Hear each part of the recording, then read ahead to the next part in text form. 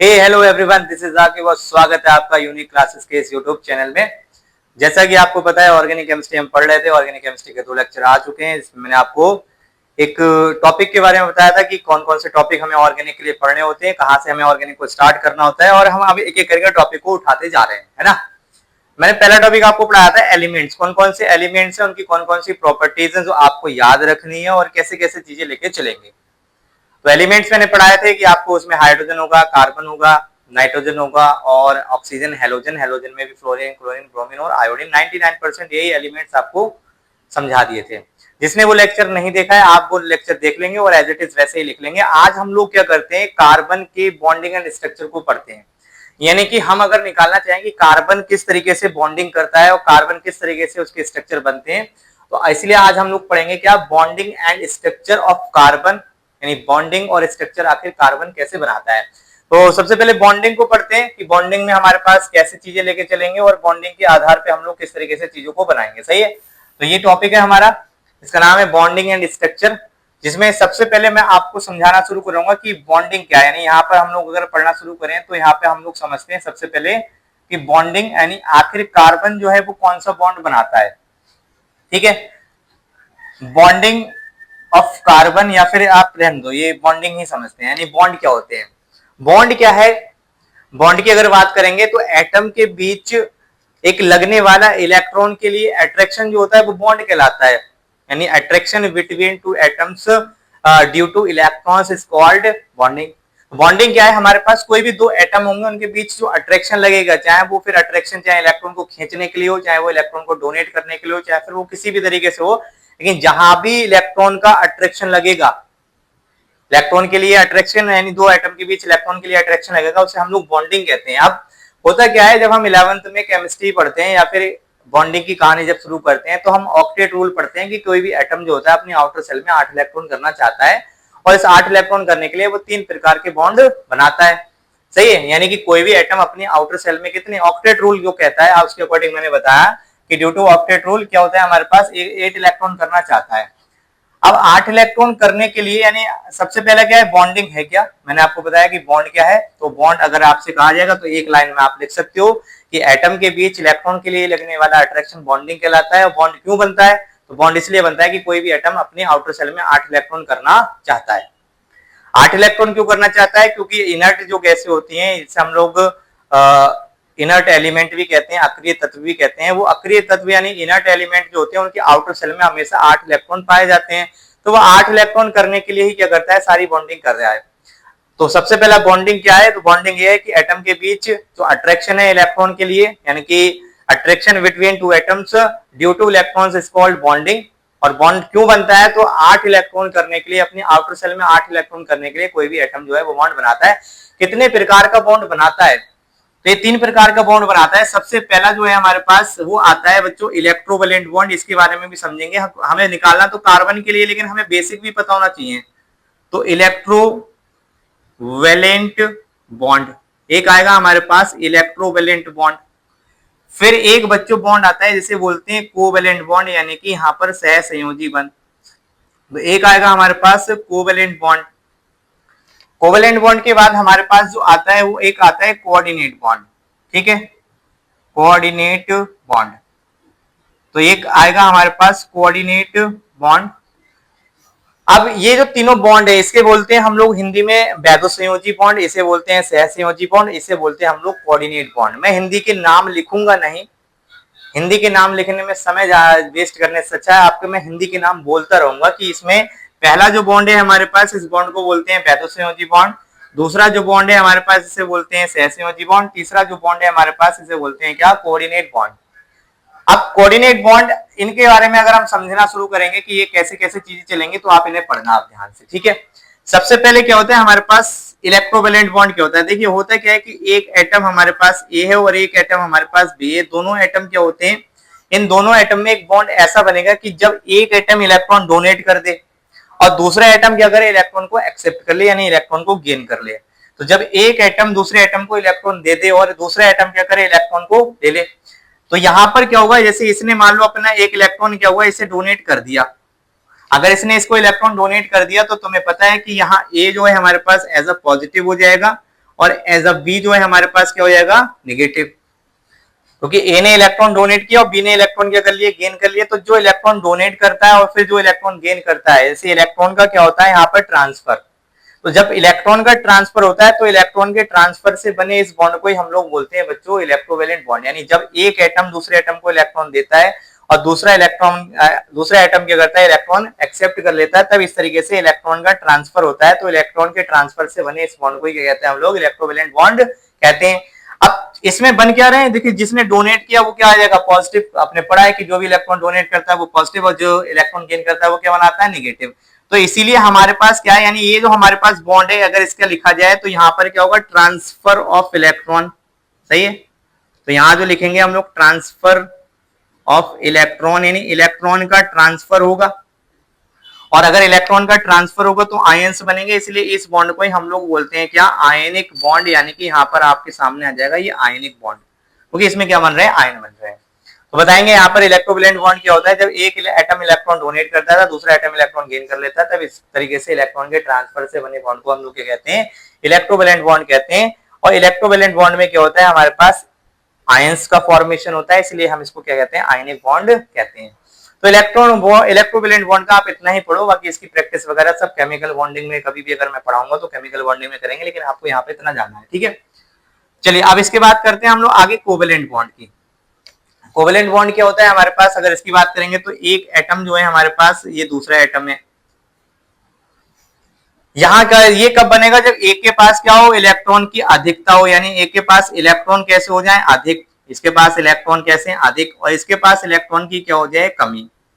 तो जब इलेक्ट्रॉन की कमी और अधिकता होगी तो इलेक्ट्रॉन डोनेट कर देगा, ये कमी वाला गेन कर लेगा। तो इलेक्ट्रॉन की कमी और अधिकता से जो बॉन्ड बनेगा इसे बोलेंगे इलेक्ट्रोवैलेंट बॉन्ड।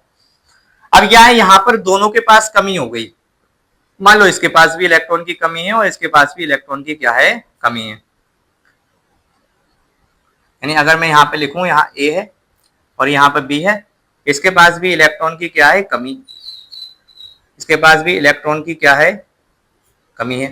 तो इलेक्ट्रॉन की कमी है, तो अब ये दोनों क्या है, ना तो ये इसको दे सकता, ना ये इसको दे सकता, ना ये इससे ले सकता, ना ये इससे ले सकता। तो अब इनके बीच क्या होगी, शेयरिंग होगी। शेयरिंग, अगर एक इलेक्ट्रॉन की कमी है दोनों के पास तो एक की शेयरिंग कर लेंगे, कोई दो हो जाएंगे, फिर अगर दो की कमी है तो दो की शेयरिंग कर लेंगे। तो यहाँ पर जो है इलेक्ट्रॉन की शेयरिंग होती है, यानी कि यहाँ पर जो है हमारे पास इलेक्ट्रॉन की शेयरिंग से बनेगा या तो सिंगल बॉन्ड बनेगा, या तो ये दो की शेयरिंग करेंगे तो यहाँ पे क्या बन जाएगा, डबल बॉन्ड बन जाएगा। और यहाँ पर अगर ये तीन की शेयरिंग करेंगे तो यहाँ पर क्या बन जाएगा, ट्रिपल बॉन्ड। देखिए मेरा यहाँ मोटिव जो है वो बॉन्ड को पढ़ाना नहीं है। मैं बॉन्ड को जब इसे केमिकल बॉन्डिंग में पढ़ाता हूँ तो बहुत ही अच्छे से डिटेल में पढ़ाया जाता है और कैसे कैसे कब कब ये बनते हैं ये भी सब बताया जाता है। लेकिन मुझे यहाँ पर एक इंट्रोडक्शन देकर मुझे ये पता लगाना है कि हमें कार्बन में कौन सा बॉन्ड देखने को मिलता है, तो उसी को हम लोग चर्चा करेंगे ज्यादातर, ठीक है। तो जब इनके पास दोनों की इलेक्ट्रॉन की कमी हो जाएगी तो फिर ये जो हमारे पास बॉन्ड बनेगा, यानी यहाँ जब इसकी बात करेंगे तो यहाँ पर क्या होगा, हमारे पास शेयरिंग ऑफ इलेक्ट्रॉन। तो शेयरिंग ऑफ इलेक्ट्रॉन हो जाएगा जब, तो शेयरिंग ऑफ इलेक्ट्रॉन से जो बॉन्ड बनेगा हमारे पास, ठीक, तो इलेक्ट्रॉन की जो शेयरिंग से बॉन्ड बनेगा हमारे पास एज वेल एज या तो सिंगल बॉन्ड होगा या फिर डबल बॉन्ड होगा या फिर कैसा हो जाएगा, वो हमारे पास ट्रिपल बॉन्ड हो जाएगा। तो जब एक एटम दूसरे एटम से इलेक्ट्रॉन की शेयरिंग करता है तो इलेक्ट्रॉन की शेयरिंग से बने इस बॉन्ड को हम लोग क्या कहते हैं, कोवेलेंट बॉन्ड कहते हैं। जब एक इलेक्ट्रॉन की शेयरिंग होती है तो सिंगल बॉन्ड बनता है, जब दो इलेक्ट्रॉन की शेयरिंग होती है तो डबल बॉन्ड बनता है, और तीन इलेक्ट्रॉन की शेयरिंग होती है तो ट्रिपल बॉन्ड बनता है, ठीक है। ऐसे अब बात करते हैं कोऑर्डिनेट बॉन्ड। कोऑर्डिनेट बॉन्ड क्या है, ये एक स्पेशल टाइप का शेयरिंग है। यानी कि ये जो हमारे पास है ये क्या है, एक स्पेशल टाइप की शेयरिंग है, इसके समझना सही है, स्पेशल टाइप की sharing, special type of sharing है। ये क्यों है, अभी इसको समझना ध्यान से। यानी ये जो हमारे पास है वो क्या है, स्पेशल टाइप ऑफ शेयरिंग। ये कैसा स्पेशल टाइप ऑफ शेयरिंग है, जैसे आप अगर आप, अब मैं यहाँ पे एक कॉमन एग्जांपल देता हूँ, जब आपको बिजनेस करना है तो बिजनेस करने के लिए आपके पास कितने तरीके हैं, तीन तरीके। पहला तरीका ये है कि तुम किसी से लोन ले लो, तुम्हारे पास पैसे इतने नहीं है कि बिजनेस स्टार्ट कर सकते हो, तुम क्या कर सकते हो, किसी से भी लोन ले सकते हो। जब तुम किसी से लोन लेते हो तो लोन लेने के लिए तुमने कर्जा लिया, तो जिसने कर्जा लिया वो तो हो गया माइनस, और जिससे कर्जा लिया वो तो कैसा है, प्लस। प्लस वाला ही दे सकता है, जिसके पास ज्यादा है अधिक है ये तो देगा। तो जब कर्जा लेके काम किया जाता है तो ऐसे को हम लोग बोलते हैं, अपनी भाषा में कहते हैं कि हमने लोन ले लिया, कर्जा ले लिया। लेकिन इसमें जो बॉन्ड कहा जाता है, नहीं, यहाँ जो एटम ने ये कर्जा लेके काम किया है उसे बोलते हैं, ये अपनी भाषा में transfer of electron, ionic bond कहते हैं, इलेक्ट्रोवैलेंट बॉन्ड कहते हैं। दूसरा तरीका क्या है, आपके पास कुछ पैसे हैं, कुछ किसी और के पास भी पैसे होंगे, आप पार्टनर ढूंढोगे।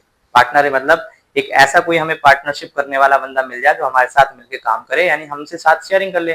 भाई 1 लाख रुपए तेरे पास है, 1 लाख रुपए मेरे पास है, दोनों क्या करते हैं, शेयरिंग करते हैं और बॉन्ड बनाते हैं। तो जब तुम शेयरिंग लेके अपना बिजनेस स्टार्ट करते हो कि किसी से शेयर दिलवा लिए तुमने, तो वो हमारे पास क्या है, एक तरीके से इसकी लैंग्वेज में sharing of electron, sharing of money, तो वो क्या है, एक तरीके से कोवेलेंट बॉन्ड है। अब तुमने 1 लाख का साझा किया तो 1 बॉन्ड आ जाएगा, 2 लाख का साझा किया तो 2 बॉन्ड, 3 लाख का साझा किया तो 3 बॉन्ड आ जाएंगे। इस तरीके से यहाँ पर चलते हैं।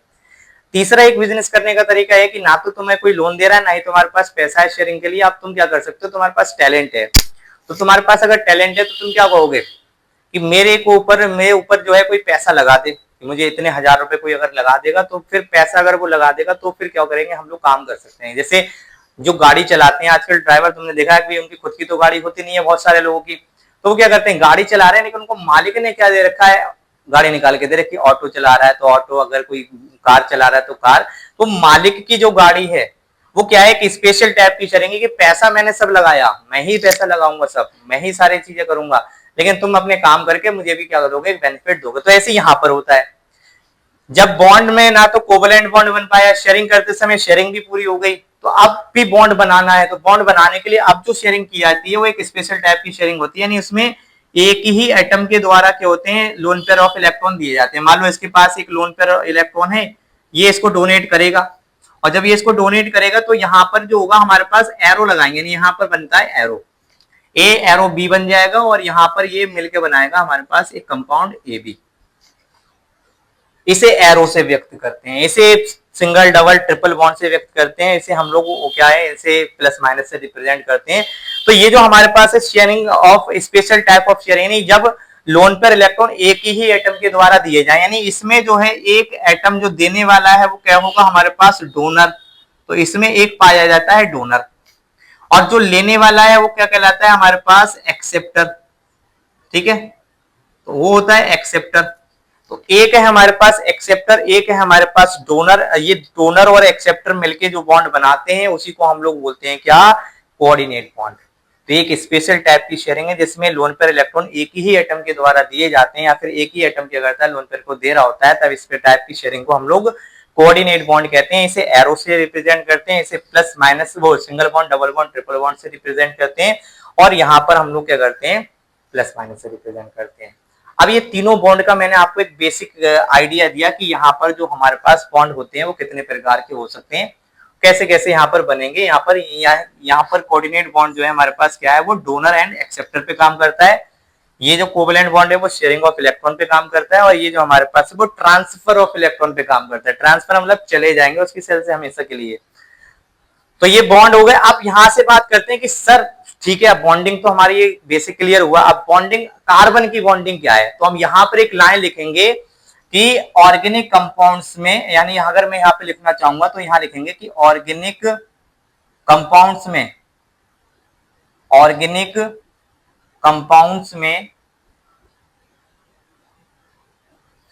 कोवेलेंट बॉन्ड पाया जाता है। कौन सा बॉन्ड, कोवेलेंट बॉन्ड पाया जाता है। अब ये समझ में आया, यानी कि अब ये जो लाइन है ये मेन लाइन थी। अगर कोई तुमसे पूछेगा बॉन्डिंग के बारे में कि ऑर्गेनिक में बॉन्ड कैसे पाए जाते हैं, तो आप बताएंगे कि ऑर्गेनिक कंपाउंड में कोवेलेंट बॉन्ड पाया जाता है। 99% केसेस में ये कोवेलेंट बॉन्ड ही क्या होगा, वर्किंग होगा।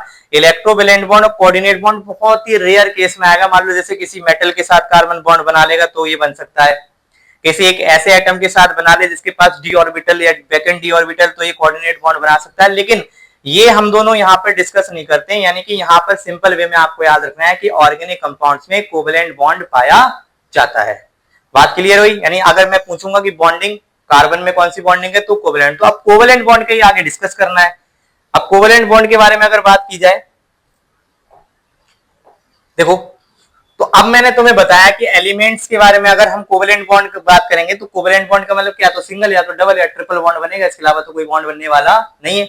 तो यहाँ पर अगर मैं एलिमेंट्स लिखूं, जैसे मैंने आपको ये पहले भी पढ़ा रखा है कि एलिमेंट्स कौन कौन से बॉन्ड बनाएंगे, तो एलिमेंट्स की अगर बात करें तो हमारे पास कौन होगा, हाइड्रोजन, फिर कौन होगा हमारे पास कार्बन, फिर कौन होगा हमारे पास नाइट्रोजन, फिर कौन होगा हमारे पास ऑक्सीजन, फिर हेलोजन, हेलोजन में भी हमारे पास होगा फ्लोरो या fluorine, chlorine, bromine and iodine.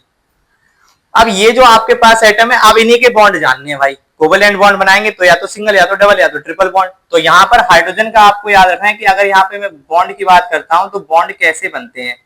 तो यहाँ पर बॉन्ड्स की अगर बात करेंगे तो हाइड्रोजन एक बॉन्ड बनाता है, अभी वो बताएंगे कैसे। कार्बन कितने बनाता है, 4 बॉन्ड। ये मैं पहले इससे पिछले लेक्चर में भी बता चुका हूँ, आप वो जाके देख सकते हैं, इन्हें भी ये नहीं लिखा है।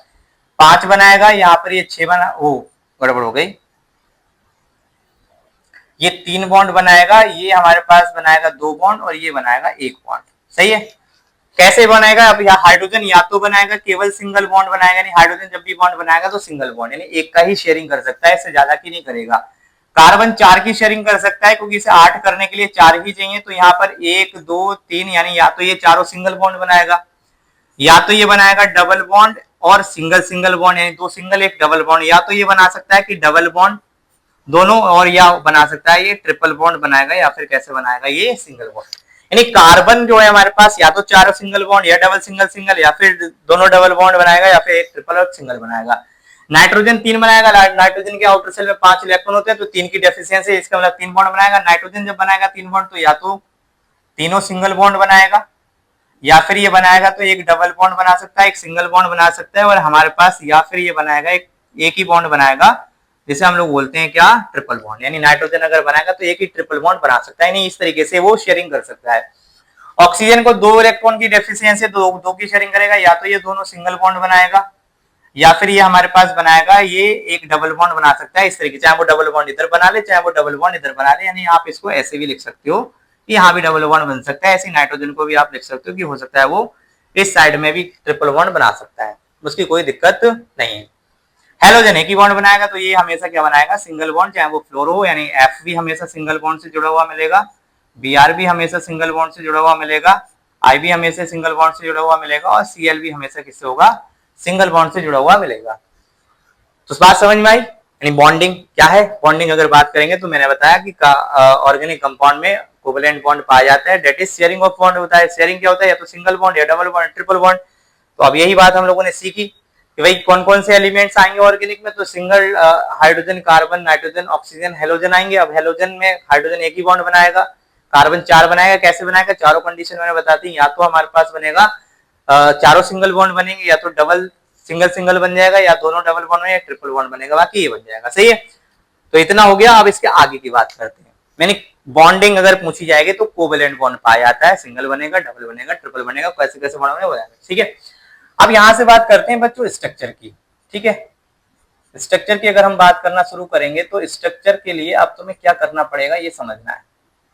यानी स्ट्रक्चर ऑफ ऑर्गेनिक कंपाउंड्स में, और ऑर्गेनिक या फिर कार्बन से, ऑर्गेनिक कंपाउंड्स, और इन कंपाउंड्स के साथ साथ जो है हम लोग किसका स्ट्रक्चर निकालने वाले हैं, कार्बन का, कि कार्बन जो है वो स्ट्रक्चर कैसे कैसे बनाएगा। सही है।